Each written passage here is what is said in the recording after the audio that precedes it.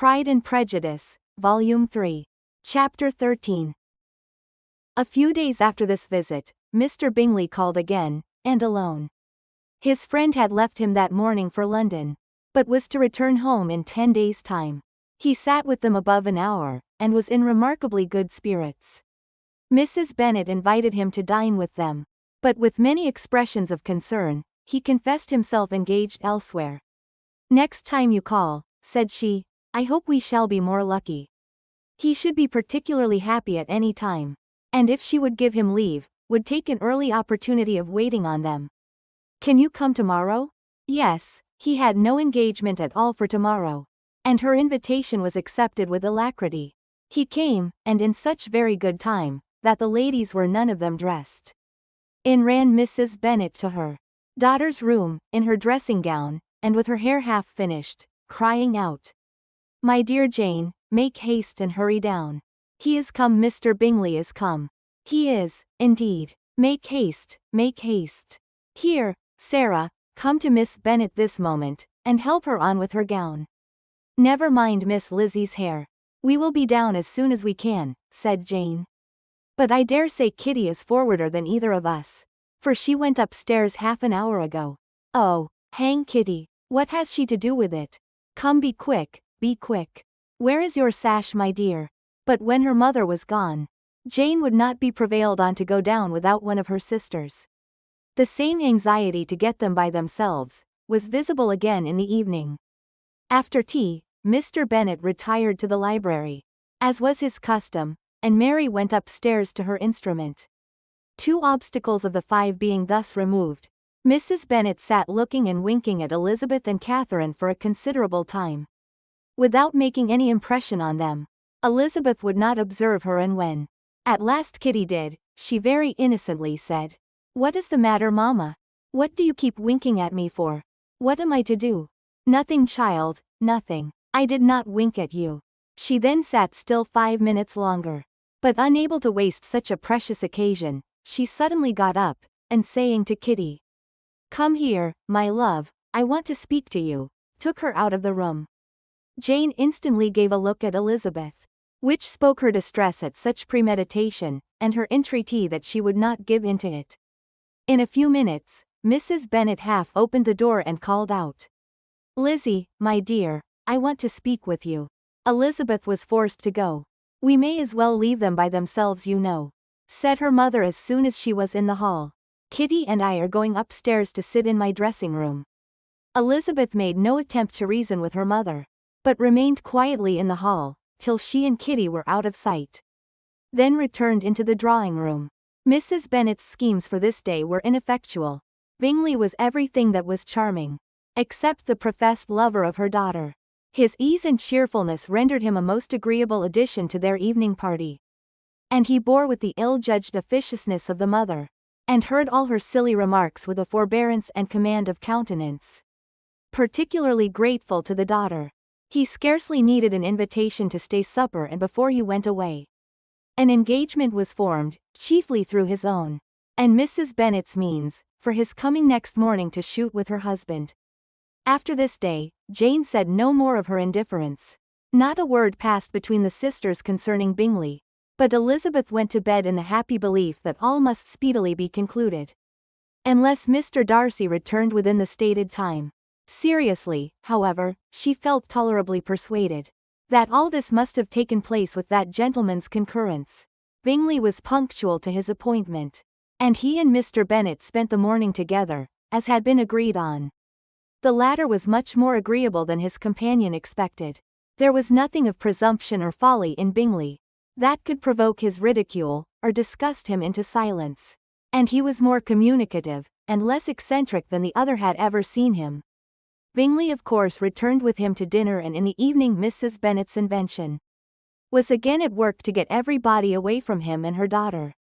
Elizabeth, who had a letter to write, went into the breakfast room for that purpose soon after tea, for as the others were all going to sit down to cards, she could not be wanted to counteract her mother's schemes. But on returning to the drawing room, when her letter was finished, she saw, to her infinite surprise, there was reason to fear that her mother had been too ingenious for her. On opening the door, she perceived her sister and Bingley standing together over the hearth, as if engaged in earnest conversation, and had this led to no suspicion? The faces of both as they hastily turned round, and moved away from each other, would have told it all. Their situation was awkward enough, but hers she thought was still worse. Not a syllable was uttered by either, and Elizabeth was on the point of going away again, when Bingley, who as well as the other had sat down, suddenly rose, and whispering a few words to her sister, ran out of the room. Jane could have no reserves from Elizabeth, where confidence would give pleasure, and instantly embracing her, acknowledged, with the liveliest emotion, that she was the happiest creature in the world. "'Tis too much," she added, "by far too much. I do not deserve it. Oh, why is not everybody as happy?" Elizabeth's congratulations were given with a sincerity, a warmth, a delight, which words could but poorly express. Every sentence of kindness was a fresh source of happiness to Jane. But she would not allow herself to stay with her sister, or say half that remained to be said, for the present. "I must go instantly to my mother," she cried. "I would not on any account trifle with her affectionate solicitude, or allow her to hear it from anyone but myself. He is gone to my father already. Oh, Lizzie, to know that what I have to relate will give such pleasure to all my dear family. How shall I bear so much happiness?" She then hastened away to her mother, who had purposely broken up the card party, and was sitting upstairs with Kitty. Elizabeth, who was left by herself, now smiled at the rapidity and ease with which an affair was finally settled, that had given them so many previous months of suspense and vexation. "And this," said she, "is the end of all his friend's anxious circumspection, of all his sister's falsehood and contrivance. The happiest, wisest, most reasonable end." In a few minutes she was joined by Bingley, whose conference with her father had been short and to the purpose. "Where is your sister?" said he hastily, as he opened the door. "With my mother upstairs. She will be down in a moment, I dare say." He then shut the door, and coming up to her, claimed the good wishes and affection of a sister. Elizabeth honestly and heartily expressed her delight in the prospect of their relationship. They shook hands with great cordiality, and then till her sister came down, she had to listen to all he had to say, of his own happiness, and of Jane's perfections. And in spite of his being a lover, Elizabeth really believed all his expectations of felicity to be rationally founded, because they had for basis the excellent understanding and super-excellent disposition of Jane, and a general similarity of feeling and taste between her and himself. It was an evening of no common delight to them all. The satisfaction of Miss Bennet's mind gave a glow of such sweet animation to her face, as made her look handsomer than ever. Kitty simpered and smiled, and hoped her turn was coming soon. Mrs. Bennet could not give her consent, or speak her approbation in terms warm enough to satisfy her feelings, though she talked to Bingley of nothing else, for half an hour. And when Mr. Bennet joined them at supper, his voice and manner plainly showed how really happy he was. Not a word, however, passed his lips in allusion to it, till their visitor took his leave for the night. But as soon as he was gone, he turned to his daughter and said, "Jane, I congratulate you. You will be a very happy woman." Jane went to him instantly, kissed him, and thanked him for his goodness. "You are a good girl," he replied, "and I have great pleasure in thinking you will be so happily settled. I have not a doubt of your doing very well together. Your tempers are by no means unlike. You are each of you so complying, that nothing will ever be resolved on so easy, that every servant will cheat you, and so generous, that you will always exceed your income. I hope not so. Imprudence or thoughtlessness in money matters would be unpardonable in me." "Exceed their income, my dear Mr. Bennet," cried his wife. "What are you talking of? Why, he has 4,000 or 5,000 a year, and very likely more." Then addressing her daughter, "Oh, my dear, dear Jane, I am so happy. I am sure I shan't get a wink of sleep all night. I knew how it would be. I always said it must be so, at last. I was sure you could not be so beautiful for nothing. I remember, as soon as ever I saw him, when he first came into Hertfordshire last year, I thought how likely it was that you should come together. Oh, he is the handsomest young man that ever was seen. Wickham, Lydia, were all forgotten. Jane was beyond competition her favorite child. At that moment, she cared for no other. Her younger sisters soon began to make interest with her for objects of happiness which she might in future be able to dispense. Mary petitioned for the use of the library at Netherfield and Kitty begged very hard for a few balls there every winter. Bingley, from this time, was of course a daily visitor at Longbourn, coming frequently before breakfast, and always remaining till after supper unless when some barbarous neighbour, who could not be enough detested, had given him an invitation to dinner, which he thought himself obliged to accept. Elizabeth had now but little time for conversation with her sister, for while he was present, Jane had no attention to bestow on anyone else. But she found herself considerably useful to both of them, in those hours of separation that must sometimes occur. In the absence of Jane, he always attached himself to Elizabeth, for the pleasure of talking of her, and when Bingley was gone, Jane constantly sought the same means of relief. "He has made me so happy," said she, one evening, by telling me that he was totally ignorant of my being in town last spring. "I had not believed it possible." "I suspected as much," replied Elizabeth. "But how did he account for it?" "It must have been his sister's doing. They were certainly no friends to his acquaintance with me, which I cannot wonder at, since he might have chosen so much more advantageously in many respects. But when they see, as I trust they will, that their brother is happy with me, they will learn to be contented, and we shall be on good terms again. Though we can never be what we once were to each other." "That is the most unforgiving speech," said Elizabeth, "that I ever heard you utter.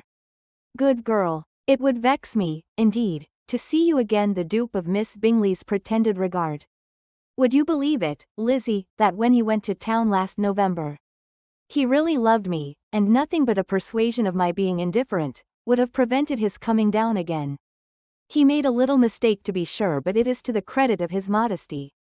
This naturally introduced a panegyric from Jane on his diffidence, and the little value he put on his own good qualities. Elizabeth was pleased to find that he had not betrayed the interference of his friend, for, though Jane had the most generous and forgiving heart in the world, she knew it was a circumstance which must prejudice her against him. "I am certainly the most fortunate creature that ever existed," cried Jane. "Oh, Lizzie, why am I thus singled from my family, and blessed above them all? If I could but see you as happy! If there were but such another man for you! If you were to give me 40 such men, I never could be so happy as you. Till I have your disposition, your goodness, I never can have your happiness. No, no, let me shift for myself, and perhaps, if I have very good luck, I may meet with another Mr. Collins in time." The situation of affairs in the Longbourn family could not be long a secret. Mrs. Bennet was privileged to whisper it to Mrs. Phillips, and she ventured, without any permission, to do the same by all her neighbours in Meryton. The Bennets were speedily pronounced to be the luckiest family in the world. Though only a few weeks before, when Lydia had first run away, they had been generally proved to be marked out for misfortune. Chapter 14. One morning, about a week after Bingley's engagement with Jane had been formed, as he and the females of the family were sitting together in the dining room, their attention was suddenly drawn to the window by the sound of a carriage, and they perceived a chaise and 4 driving up the lawn. It was too early in the morning for visitors, and besides, the equipage did not answer to that of any of their neighbours. The horses were post, and neither the carriage, nor the livery of the servant who preceded it, were familiar to them. As it was certain, however, that somebody was coming, Bingley instantly prevailed on Miss Bennet to avoid the confinement of such an intrusion, and walk away with him into the shrubbery. They both set off, and the conjectures of the remaining 3 continued, though with little satisfaction, till the door was thrown open, and their visitor entered. It was Lady Catherine de Bourgh. They were of course all intending to be surprised, but their astonishment was beyond their expectation, and on the part of Mrs. Bennet and Kitty, though she was perfectly unknown to them, even inferior to what Elizabeth felt. She entered the room with an air more than usually ungracious, made no other reply to Elizabeth's salutation than a slight inclination of the head, and sat down without saying a word. Elizabeth had mentioned her name to her mother on her ladyship's entrance, though no request of introduction had been made. Mrs. Bennet, all amazement, though flattered by having a guest of such high importance, received her with the utmost politeness. After sitting for a moment in silence, she said very stiffly to Elizabeth, "I hope you are well, Miss Bennet. That lady I suppose is your mother." Elizabeth replied very concisely that she was. "And that I suppose is one of your sisters." "Yes, madam," said Mrs. Bennet, delighted to speak to a Lady Catherine. "She is my youngest girl but one. My youngest of all is lately married, and my eldest is somewhere about the grounds, walking with a young man, who I believe will soon become a part of the family." "You have a very small park here," returned Lady Catherine after a short silence. "It is nothing in comparison of Rosings, my lady, I dare say. But I assure you it is much larger than Sir William Lucas's S. This must be a most inconvenient sitting room for the evening, in summer. The windows are full west." Mrs. Bennet assured her that they never sat there after dinner, and then added, "May I take the liberty of asking your ladyship whether you left Mr. and Mrs. Collins well?" "Yes, very well. I saw them the night before last." Elizabeth now expected that she would produce a letter for her from Charlotte, as it seemed the only probable motive for her calling. But no letter appeared, and she was completely puzzled. Mrs. Bennet, with great civility, begged her ladyship to take some refreshment. But Lady Catherine very resolutely, and not very politely, declined eating anything. And then rising up, said to Elizabeth, "Miss Bennet, there seemed to be a prettyish kind of a little wilderness on one side of your lawn. I should be glad to take a turn in it, if you will favor me with your company." "Go, my dear," cried her mother, "and show her ladyship about the different walks. I think she will be pleased with the hermitage." Elizabeth obeyed, and running into her own room for her parasol, attended her noble guest downstairs. As they passed through the hall, Lady Catherine opened the doors into the dining parlour and drawing room, and pronouncing them, after a short survey, to be decent-looking rooms, walked on. Her carriage remained at the door, and Elizabeth saw that her waiting woman was in it. They proceeded in silence along the gravel walk that led to the copse. Elizabeth was determined to make no effort for conversation with a woman who was now more than usually insolent and disagreeable. "How could I ever think her like her nephew?" said she, as she looked in her face. As soon as they entered the copse, Lady Catherine began in the following manner. "You can be at no loss, Miss Bennet, to understand the reason of my journey hither. Your own heart, your own conscience, must tell you why I come." Elizabeth looked with unaffected astonishment. "Indeed, you are mistaken, madam. I have not been at all able to account for the honor of seeing you here." "Miss Bennet," replied her ladyship, in an angry tone, "you ought to know that I am not to be trifled with. But however insincere you may choose to be, you shall not find me so. My character has ever been celebrated for its sincerity and frankness, and in a cause of such moment as this, I shall certainly not depart from it. A report of a most alarming nature reached me 2 days ago. I was told that not only your sister was on the point of being most advantageously married, but that you, that Miss Elizabeth Bennet, would, in all likelihood, be soon afterwards united to my nephew, my own nephew, Mr. Darcy.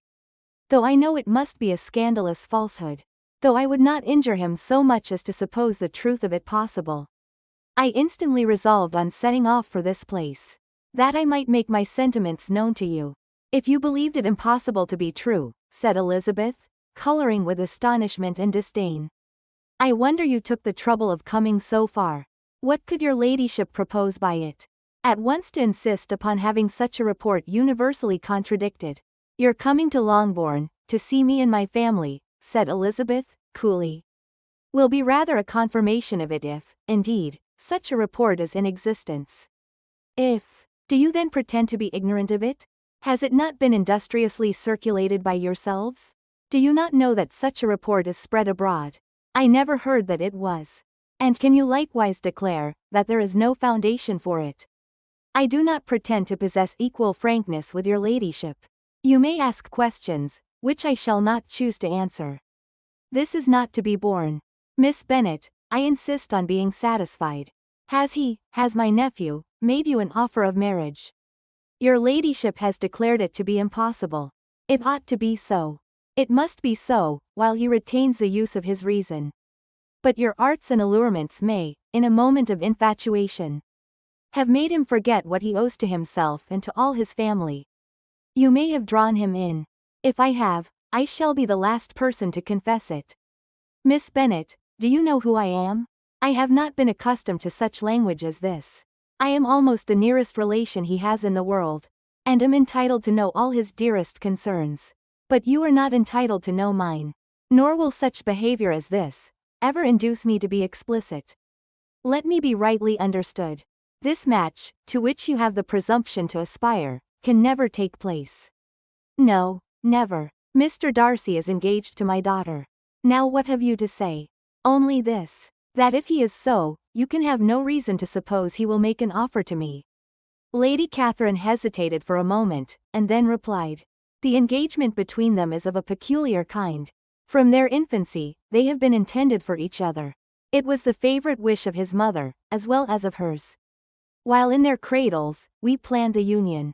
And now, at the moment when the wishes of both sisters would be accomplished, in their marriage, to be prevented by a young woman of inferior birth, of no importance in the world, and wholly unallied to the family. Do you pay no regard to the wishes of his friends? To his tacit engagement with Miss de Bourgh? Are you lost to every feeling of propriety and delicacy? Have you not heard me say that from his earliest hours he was destined for his cousin? Yes, and I had heard it before. But what is that to me? If there is no other objection to my marrying your nephew, I shall certainly not be kept from it, by knowing that his mother and aunt wished him to marry Miss de Bourgh. You both did as much as you could, in planning the marriage. Its completion depended on others.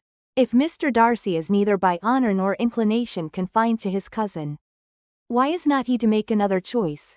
And if I am that choice, why may not I accept him? Because honor, decorum, prudence, nay, interest, forbid it. Yes, Miss Bennet, interest. For do not expect to be noticed by his family or friends. If you willfully act against the inclinations of all, you will be censured, slighted, and despised by everyone connected with him. Your alliance will be a disgrace. Your name will never even be mentioned by any of us. These are heavy misfortunes, replied Elizabeth. But the wife of Mr. Darcy must have such extraordinary sources of happiness necessarily attached to her situation, that she could, upon the whole, have no cause to repine. Obstinate, headstrong girl, I am ashamed of you. Is this your gratitude for my attentions to you last spring? Is nothing due to me on that score? Let us sit down. You are to understand, Miss Bennet, that I came here with the determined resolution of carrying my purpose. Nor will I be dissuaded from it. I have not been used to submit to any person's whims. I have not been in the habit of brooking disappointment. That will make your ladyship's situation at present more pitiable. But it will have no effect on me. I will not be interrupted. Hear me in silence. My daughter and my nephew are formed for each other. They are descended on the maternal side, from the same noble line. And, on the father's, from respectable, honorable, and ancient, though untitled families. Their fortune on both sides is splendid. They are destined for each other by the voice of every member of their respective houses. And what is to divide them? The upstart pretensions of a young woman without family, connections, or fortune. Is this to be endured? But it must not, shall not be.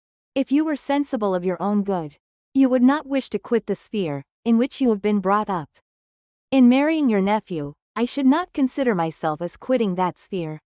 He is a gentleman. I am a gentleman's daughter. So far we are equal.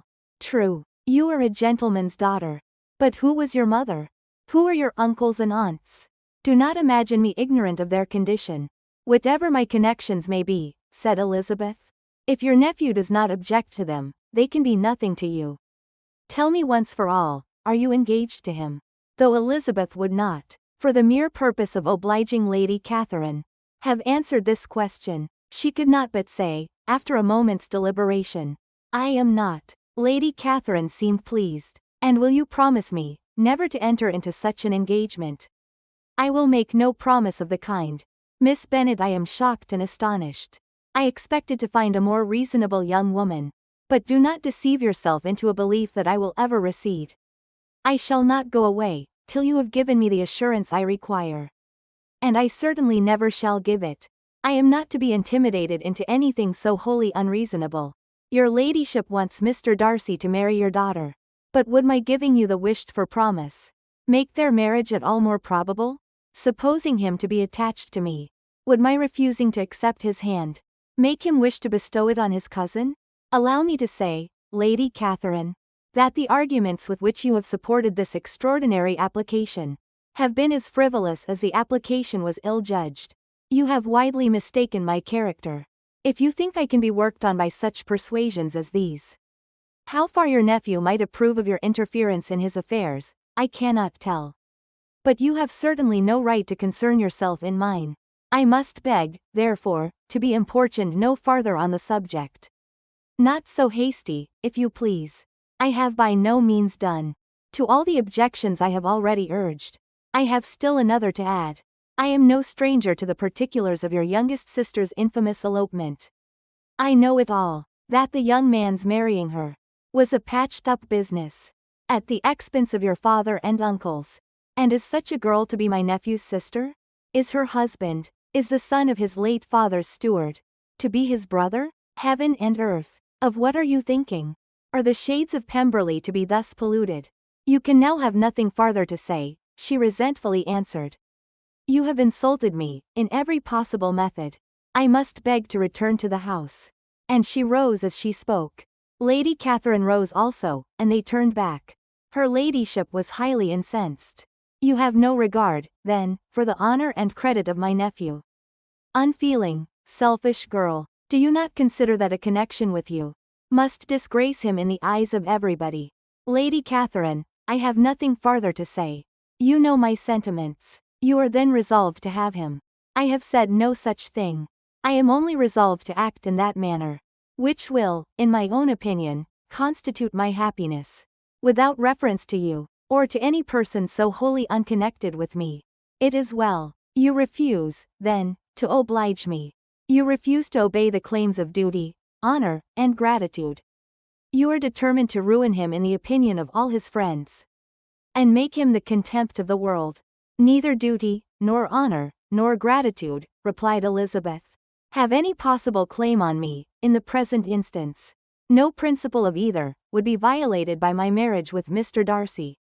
And with regard to the resentment of his family, or the indignation of the world, if the former were excited by his marrying me, it would not give me one moment's concern, and the world in general would have too much sense to join in the scorn. And this is your real opinion. This is your final resolve.